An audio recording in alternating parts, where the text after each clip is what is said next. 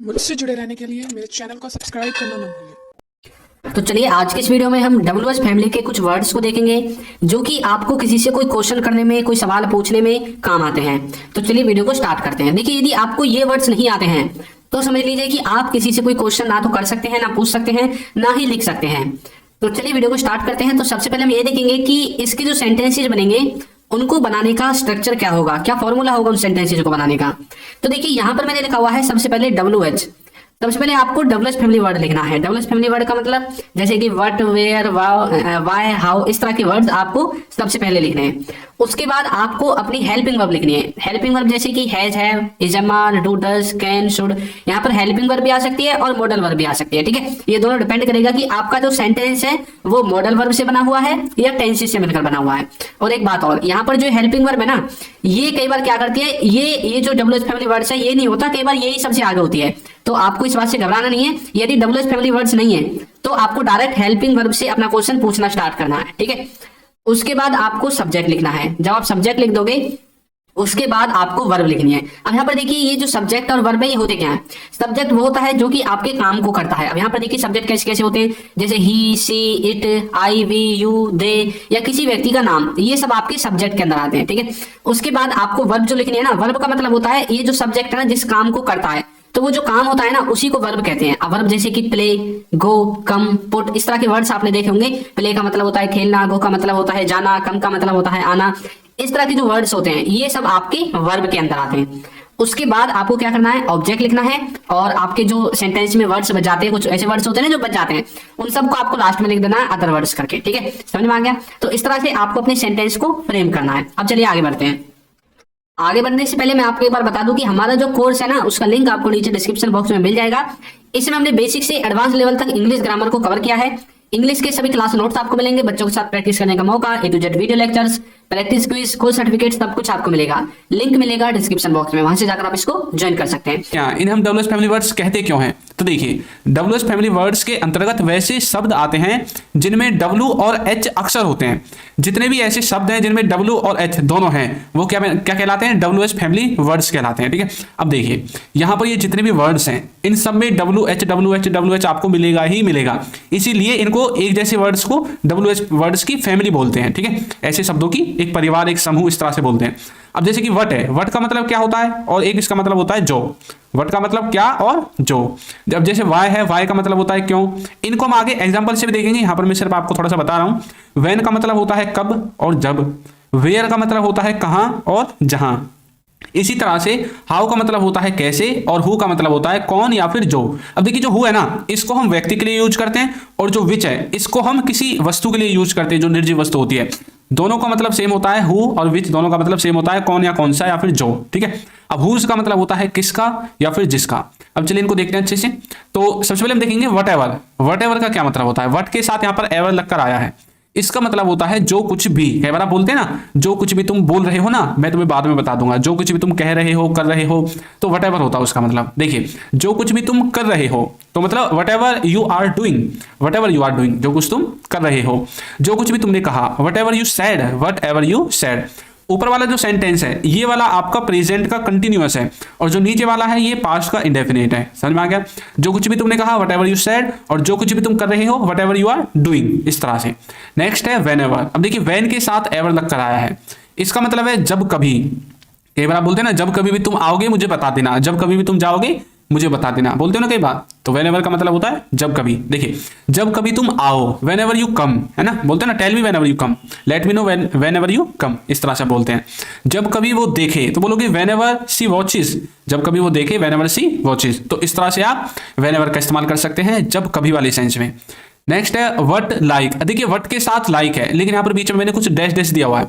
इसका मतलब यह है कि वट और लाइक इन दोनों के बीच में कुछ वर्ड्स आएंगे, और इनका मतलब होगा कैसा या फिर किसी या फिर कैसा होता है। अब देखिए कैसे, तुम्हारा घर कैसा है, तो बोलोगे what is your house like.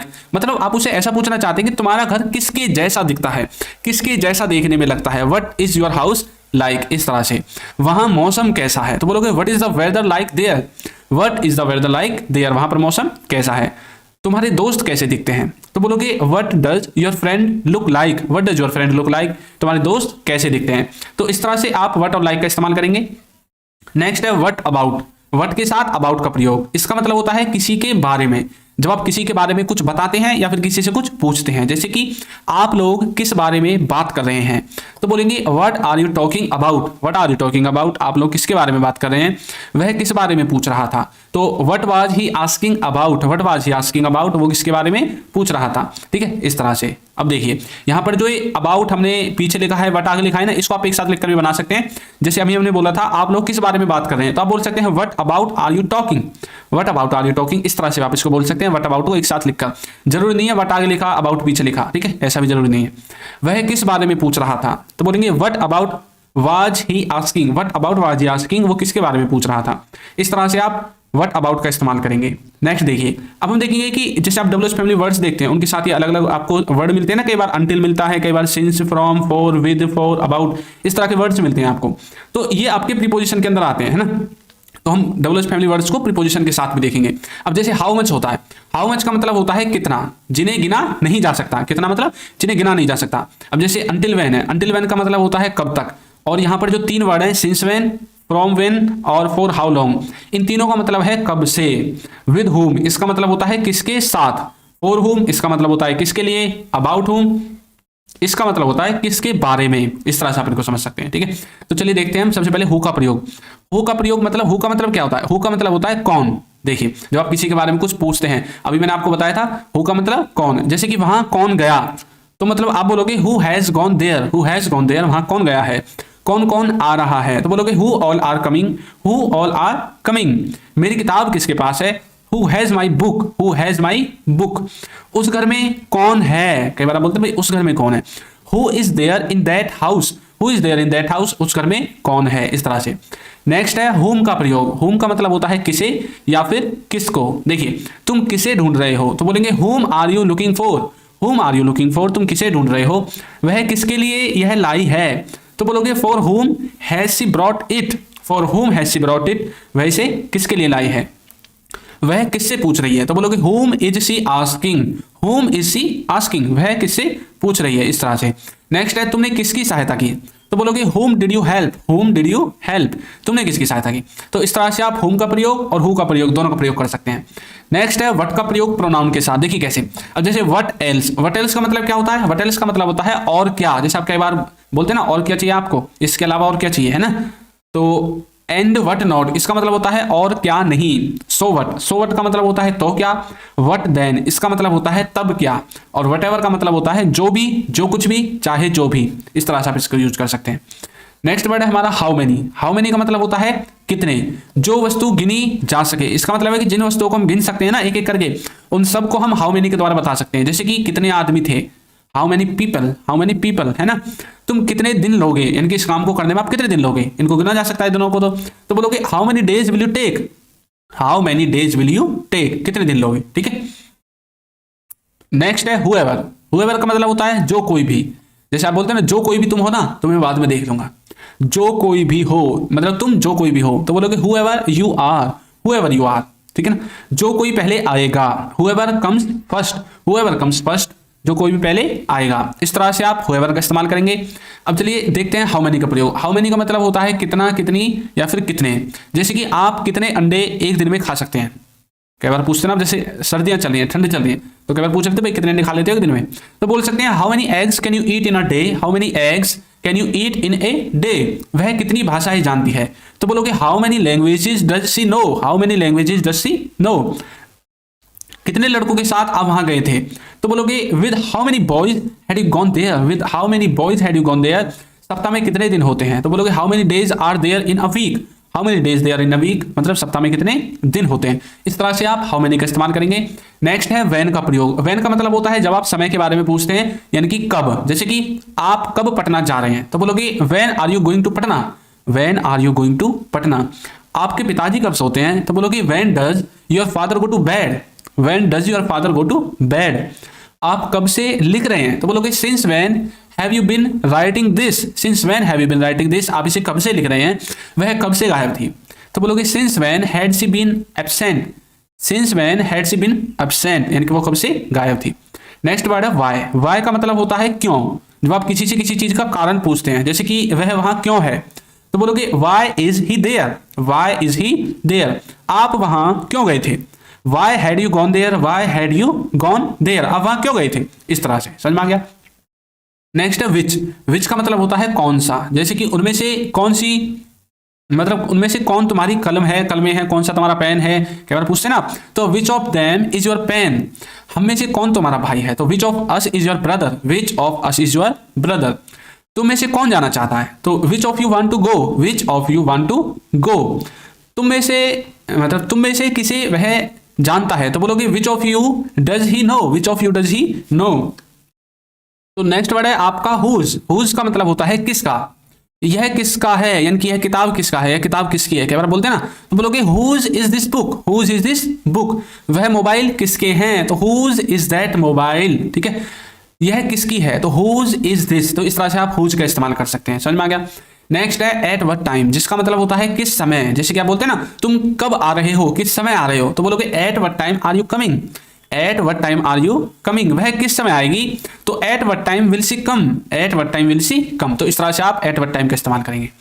Next है वेयर ऑल, वेयर ऑल का मतलब होता है कहां कहां, तो स्ट्रक्चर तो आपको पता ही है, सबसे पहले डबल एज फैमिली वर्ड, फिर हेल्पिंग वर्ब, फिर सब्जेक्ट, फिर वर्ब, फिर ऑब्जेक्ट। देखिए तुम कहां कहां गए, तो बोलोगे where all did you go, where all did you go, तुम कहां कहां गए हो, तो बोलोगे where all have you gone, where all have you gone, वे कहां कहां जाएंगे, तो बोलेंगे where all will they go, where all will they go, पापा कहां कहां देखते हैं, तो बोलेंगे वेयर ऑल डज पापा लुक, वेयर ऑल डज पापा लुक, इस तरह से आप वेयर ऑल का इस्तेमाल करेंगे। नेक्स्ट है व्हाट ऑल, व्हाट ऑल का मतलब होता है क्या क्या, स्ट्रक्चर आपके सामने है, जैसे कि वह क्या क्या खाता है, तो बोलेंगे what all does he eat, what all does he eat, वह क्या क्या खाता है, तुम क्या क्या करते हो, तो बोलेंगे what all do you do, what all do you do, तुम क्या क्या करते हो, वे क्या क्या बोल रहे थे, तो बोलेंगे what all were they saying, what all were they saying, वे क्या क्या बोल रहे थे, तुमने क्या क्या पूछा, what all did you ask, what all did you ask, तुमने क्या क्या पूछा, इस तरह से आप व्हाट ऑल का इस्तेमाल करेंगे। नेक्स्ट है आपका हु ऑल, हु ऑल का मतलब होता है कौन कौन, जैसे कि वहां कौन कौन गया, तो बोलोगे who all went there, who all went there, कौन कौन लड़ रहा है, तो बोलेंगे who all are fighting, who all are fighting, कौन कौन लड़ रहा है, कौन कौन बोल रहा था, तो बोलेंगे who all were speaking, who all were speaking, कौन कौन बोल रहा था, कौन कौन जा रहा है, तो बोलेंगे हु ऑल आर गोइंग, कई बार आप बोलते हैं ना शादी में हम जाते हैं जब, कई बार भाई कौन कौन जा रहा है, तो हु ऑल आर गोइंग, इस तरह से। नेक्स्ट है विच ऑल, विच ऑल का मतलब होता है कौन कौन से, देखिए कौन कौन से फोन, तो बोलोगे विच ऑल फोन्स, कौन कौन से खेल, तो बोलोगे which all games. Next word है हाउ ऑल, जिसका मतलब होता है कैसे कैसे, जैसे कि यह कैसे कैसे किया तुमने, तो बोलोगे how all did you do this, how all did you do this, उसने कैसे कैसे पूछा, तो बोलोगे how all did he ask, how all did he ask, उसने कैसे कैसे पूछा। नेक्स्ट है whom ऑल, इसका मतलब होता है किसे किसे या किस किस को, जैसे कि उसने किस किस को देखा, तो बोलोगे whom all did he see, whom all did he see, पापा ने किस किस को बुलाया, तो बोलोगे whom all did पापा call, whom all did पापा call, whose all, इसका मतलब होता है किस किस का, देखिए ये किस किस का सामान है, तो बोलोगे whose all things are these, whose all things are these, किस किस का नया फोन है, तो बोलोगे whose all phones are new, whose all phones are new, किस किस का न्यू फोन है। तो चलिए अब आपकी प्रैक्टिस के लिए एक सेंटेंस देते हैं, तुम क्या बोल रहे हो, तुम क्या बोल रहे हो, इसको आपको कमेंट करके बताना है कि इसकी इंग्लिश क्या होगी। तो हमारा जो कोर्स है उसका लिंक आपको नीचे डिस्क्रिप्शन में मिल जाएगा, वहां से जाकर आप उसको ज्वाइन कर सकते हैं। तो आपको वीडियो कैसी लगी है जरूर बताइएगा, और यदि अभी तक आपने हमारे चैनल को सब्सक्राइब नहीं किया है तो चैनल को सब्सक्राइब कर दीजिए, वीडियो को लाइक कर दीजिए और एक अच्छा सा कमेंट करना बिल्कुल ना भूलें। Thank you.